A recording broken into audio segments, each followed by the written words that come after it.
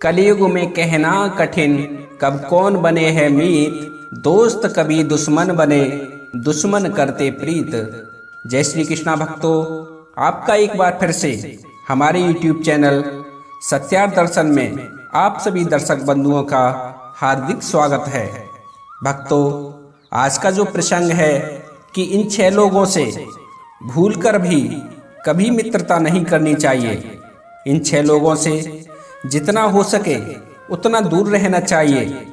यदि तुम ऐसा करते हो तो कभी भी जिंदगी में धोखा नहीं खाओगे। यदि तुम इन 6 प्रकार के लोगों की चिकनी चुपड़ी बातों में आने से बच गए तो कभी जिंदगी में पछताने का अवसर नहीं आएगा। वो कहते हैं ना कि नीम की जड़ में चाहे तुम कितना भी दूध डालो फिर भी उसमें मिठास नहीं आती। सांप को पिलाया गया मीठा दूध उसके विष को ही बढ़ाता है। शत्रु और ठग प्रवृत्ति वाले लोग अपना अवसर मीठा बोलकर और नम्र बनकर ही बनाते हैं। भक्तों, किसी ने कहा है, छल प्रपंच मिथ्या कपट, फंस लालच संसार, लाभ हानि बस देख कर बनते दुश्मन यार। मित्रों, नीति कहती है शत्रु से मेल हो जाने पर भी उस पर भरोसा नहीं करना चाहिए, और जो स्वभाव से आपका बैरी हो उस पर तो कदापि भी विश्वास नहीं करना चाहिए। शत्रु से चाहे कितनी भी गहरी मित्रता हो जाए, पर समय आने पर वह अपने पिछले बैर को याद करके आपको कभी भी हानि पहुंचा सकता है। जैसा कि देवराज इंद्र ने असुरराज पुलोमा के साथ किया था। देवराज इंद्र पुलोमा का दामाद था। पुलोमा की पुत्री सची के साथ इंद्र का विवाह हुआ था। पिछले बैर को याद करके इंद्र ने अपने ससुर पुलोमा को ही मार डाला था। इसलिए साथियों, शत्रु से मित्रता होने के बाद भी सावधान रहना चाहिए। भक्तों, आज की कहानी बहुत ही शिक्षाप्रद और ज्ञानवर्धक होने वाली है। साथियों, यदि आपने आज की ये कहानी, आज का ये प्रसंग यदि ध्यान से सुन लिया तो हम दावे के साथ कह सकते हैं कि आपका चाहे कितना भी गुप्त शत्रु क्यों ना हो, वह भी आपको कभी हानि नहीं पहुंचा सकता। भक्तों, कई बार हमारे जीवन में कुछ ऐसे शत्रु भी हमारे मित्र बनकर आ जाते हैं, जैसे खेत में फसल के बीच खरपतवार। साथियों, जिस प्रकार खेत में फसल के बीच खरपतवार पनप जाती है और फसल के बीच रहकर फसल को कमजोर करती रहती है, और फसल ये भी नहीं जान पाती कि ये हमारी मित्र है या हमारी शत्रु, ठीक उसी प्रकार हमारे जीवन में भी कुछ ऐसे लोग आ जाते हैं जिन्हें देखकर हम ये निर्णय नहीं कर पाते कि ये हमारे शत्रु हैं या मित्र। साथियों, हमारे जीवन में अलग अलग तरह के शत्रु होते हैं। यदि हम उन्हें समय रहते नहीं पहचान पाते हैं तो वो हमें बहुत ही हानि पहुंचा सकते हैं। उनमें से कुछ शत्रु तो धन लाभ कमाने के लालच में एक दूसरे के शत्रु बन जाते हैं और सोचते हैं यदि है लाभ इसे मिल गया तो मुझे नहीं मिल पाएगा। दूसरे बस इसलिए शत्रुता निभाते रहते हैं कि ये हमसे ऊपर कैसे उठ गया, और कुछ शत्रु हमारे द्वारा किए गए मान अपमान के कारण हमारे शत्रु बन जाते हैं, और कुछ जातिगत शत्रु होते हैं, और कुछ स्वभाव से ही हमारे शत्रु बन जाते हैं।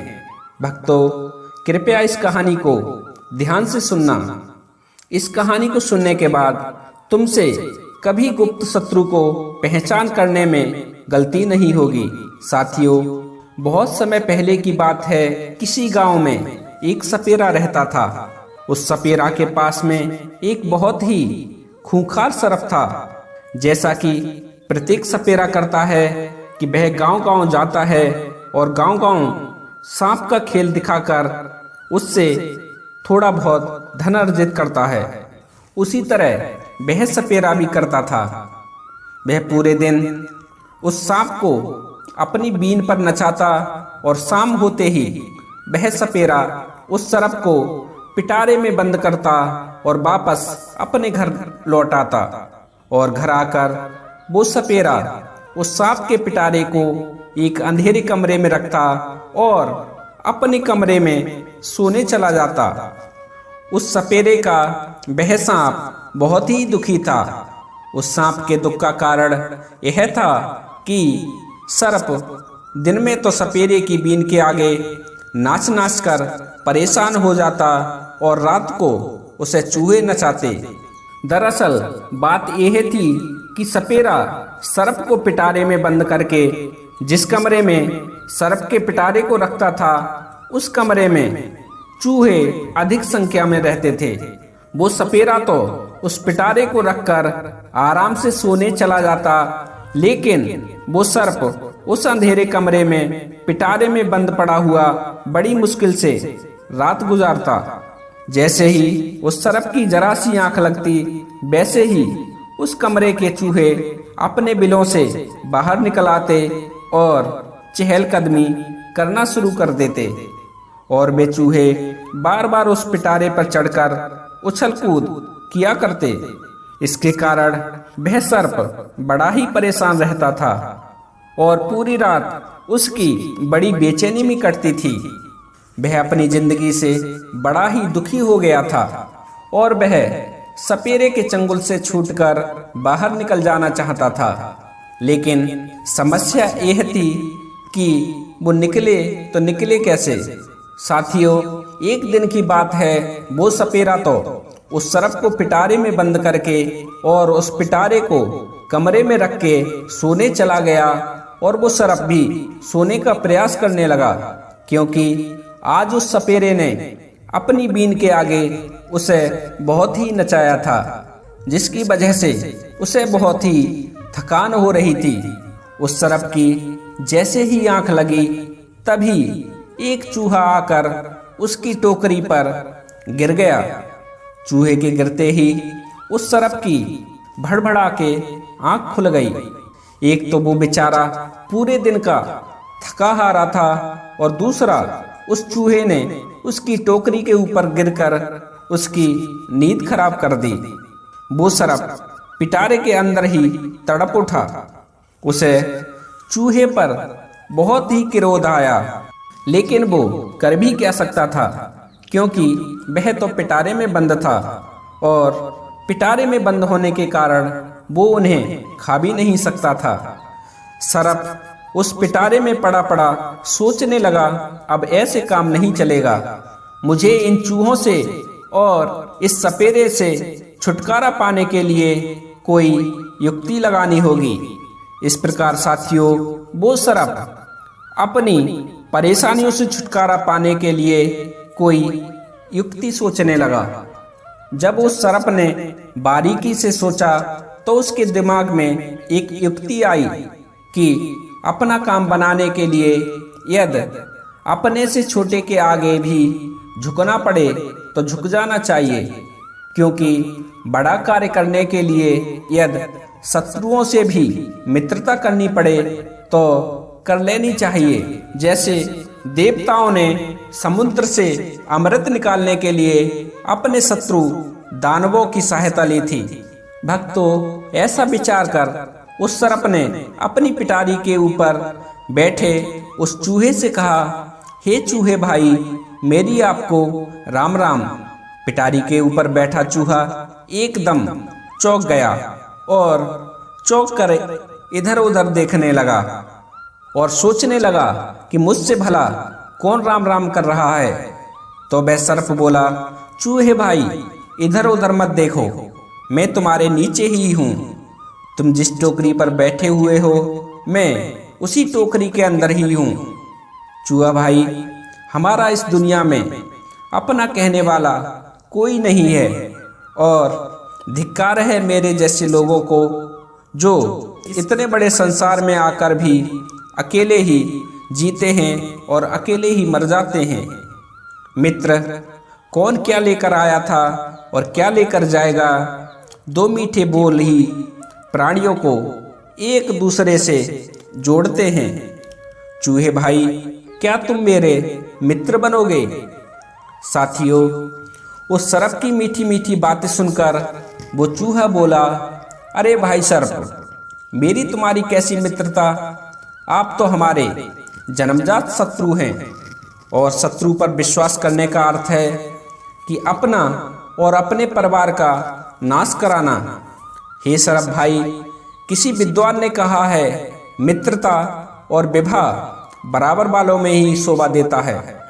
जहाँ दो असमान लोग एक दूसरे से मित्रता करते हैं, वे या तो हंसी का पात्र बनते हैं या किसी विपत्ति में पड़ते हैं। मनुष्य को ये दो काम कदापि भी भूलकर नहीं करने चाहिए। पहला है दुर्बल होकर बलवान के साथ बैर, दूसरा है बलवान होने पर भी शत्रु से मित्रता कभी भी नहीं करनी चाहिए। कहते हैं, जो इन 4 प्रकार के लोगों की प्रशंसा करने पर उनसे मिल जाते हैं और उनसे मित्रता बढ़ा लेते हैं, उन्हें मृत्यु के मुख में गया हुआ समझना चाहिए। पहला है जुआरी, दूसरा है चाटुकार, तीसरी है वेश्या और चौथा है शत्रु। ये 4 प्रकार के लोग प्रशंसा तभी करते हैं जब इन्हें आपसे कुछ स्वार्थ पूर्ति करनी होती है। चूहा बोला, हे भाई सर्प, मैं तेरे स्वभाव से भली भांति परिचित हूँ और मैं ये भी जानता हूँ कि तू मुझसे मीठी मीठी बातें क्यों कर रहा है। तेरे जैसे धूर्त लोग हमेशा किसी भोले भाले को फंसाने के चक्कर में हर समय लगे रहते हैं और तेरे जैसे लोग हमेशा ही इन चीज़ों का सहारा लेते हैं। पहली है मीठी वाणी, दूसरी है वेशभूषा, तीसरा है तंत्र मंत्र, चौथी है औषधि, 5वां है समय और छठा है लुभावने बातें। तू मुझे जरूर अपनी मीठी मीठी बातों में फंसाकर मेरा अनिष्ट करने की सोच रहा है, लेकिन मैं तेरी इन बातों में नहीं आने वाला और मैं तेरी इन बातों से तेरे जाल में नहीं फंसूंगा। और ये कहकर वो चूहा वहां से चला गया। साथियों, कुछ समय पश्चात एक दूसरा चूहा वहां आकर फिर से उस सर्प की पिटारी पर उछल कूद करने लगा। सर्प ने फिर से अपनी मधुर वाणी में उस दूसरे चूहे से कहा, भाई चूहे, मैं तुम्हारा मित्र बनना चाहता हूँ, क्या तुम मेरा मित्र बनना स्वीकार करोगे? और हाँ, तुम्हें मुझसे भयभीत होने की कोई आवश्यकता नहीं है, क्योंकि अब मैंने संन्यास ग्रहण कर लिया है और हिंसा का मार्ग त्याग दिया है। अब मैं एक साधु बन गया हूँ और मैंने सत्यता की प्रवृत्ति को अपने ऊपर धारण कर लिया है और मैंने इस संसार के समस्त जीवों के साथ भेदभाव करना छोड़ दिया है। अब मैं सबको अपने मित्र की दृष्टि से ही देखता हूँ और आगे से सबका मित्र बन के रहना चाहता हूँ। हे चूहे भाई, क्या तुम मेरा मित्र बनना पसंद करोगे? सर्प की बात सुनकर वो दूसरा वाला चूहा बोला, वो तो ठीक है सर्प भाई, लेकिन मुझे तुमसे मित्रता करके भला क्या लाभ होगा? तो सर्प बोला, चूहे भाई, यदि तुम मेरे मित्र बन जाते हो तो मैं तुम्हें रोजाना स्वादिष्ट मिठाई खिलाया करूंगा, क्योंकि यहाँ से थोड़ी दूरी पर मेरे एक मित्र सेठ की दुकान है। चूहे भाई, यदि तुम इस पिटारी में छेद कर दो तो मैं तुमको अपने साथ अपने उस मित्र उस सेठ की दुकान पर ले चलूंगा, जहां पर तुम जितनी चाहो मिठाई खा सकते हो। भक्तों, वह मूर्ख चूहा उस सर्प की छल भरी बातों को नहीं समझ पाया और मिठाई के प्रलोभन में आकर उसने पिटारी में छेद कर दिया। जैसे ही उस मूर्ख चूहे ने उस पिटारी में छेद किया, वैसे ही सर्प ने अपनी मुंडी बाहर निकाली और उस चूहे को अपनी गिरफ्त में ले लिया और उसे मारकर खा गया। फिर वो सर्प उस पिटारे से बाहर निकला और जितने भी चूहे उस अंधेरे कमरे में थे वह उन सभी चूहों को भी मारकर खा गया। जब उसने उस कमरे के सभी चूहे खा लिए उसके बाद वो जंगल के लिए चला गया। भक्तों, कहानी का तात्पर्य यह है कि जो मूर्ख बुद्धि के लोग होते हैं वह अपनी मूर्खता से कुछ ऐसा कर देते हैं कि जिससे वे स्वयं तो मरते ही हैं और अपने साथ अन्य निर्दोष लोगों को भी मरवा देते हैं। किसी ने साथियों सत्य ही कहा है, दुश्मन अगर दोस्त बने होता सत्यानाश, जाने बह सब भेद को खोल पोल विनाश। साथियों, इसीलिए कहा जाता है कि मूर्ख, धूर्त, शत्रु, स्वभावगत शत्रु, पाप कर्म करने वाले लोग, आपको भ्रमित करने वाले लोग और मित्रता का वास्ता देकर आपको गलत कार्य पर ले जाने वाले लोग, इन 6 प्रकार के लोगों से सदैव ही दूरी बनाकर रखनी चाहिए। इन 6 प्रकार के लोगों से मित्रता करके दुख के सिवाय आपको और कुछ हासिल नहीं होगा। यदि किसी को मित्र बनाओ भी तो बहुत सोच समझ कर बनाओ, क्योंकि हमारे जीवन काल में एक मित्र का बहुत बड़ा योगदान होता है। एक मित्र ही होता है जो हमें बहुत ही ऊंचाइयों तक ले जा सकता है और एक मित्र ही होता है जो हमें गर्त में ले जा सकता है। इसलिए साथियों, कभी भी दुष्ट लोगों की हमें संगति नहीं करनी चाहिए और ना ही दुष्ट प्रवृत्ति वाले लोगों से मित्रता रखनी चाहिए। आशा करता हूँ आपको हमारी बात समझ आ गई होगी।